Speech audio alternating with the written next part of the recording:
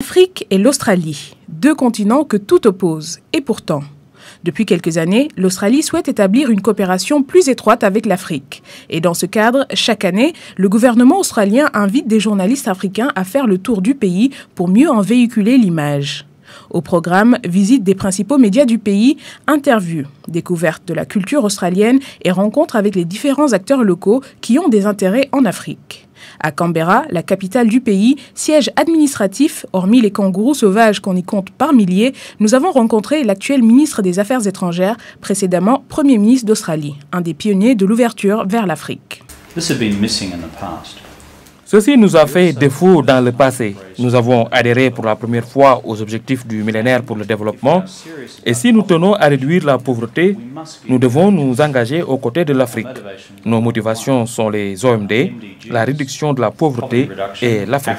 La diplomatie australienne a ceci de particulier qu'elle est fortement influencée par son secteur privé.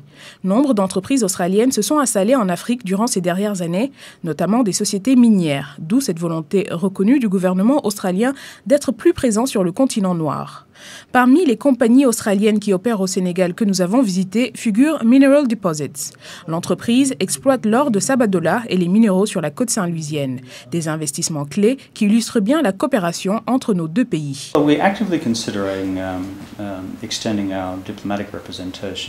Nous pensons sérieusement à ouvrir une mission diplomatique au Sénégal.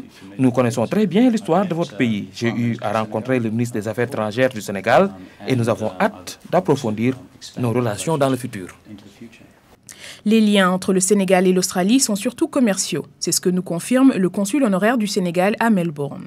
C'est plutôt pour promouvoir les intérêts commerciaux, pour la plus grande partie les sociétés minières. Donc je pense qu'il y a au Sénégal au moins 3 ou 4. Pour le Sénégal, je crois que l'Australie offre beaucoup. Nos deux pays partagent beaucoup d'intérêts en commun. Même des points de vue sur les questions internationales.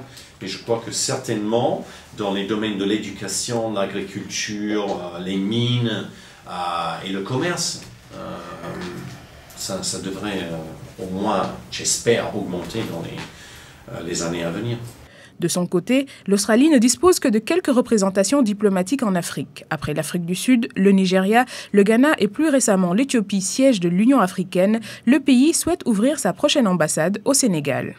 Nous avons compris qu'il fallait commencer à faire quelque chose un peu plus large que notre région à nous, qui est l'Asie et le Pacifique, et que l'Afrique, évidemment, c'est une région du monde où il y a des besoins très importants et où il y a une population qui cherche à coopérer avec nous, à participer avec nous.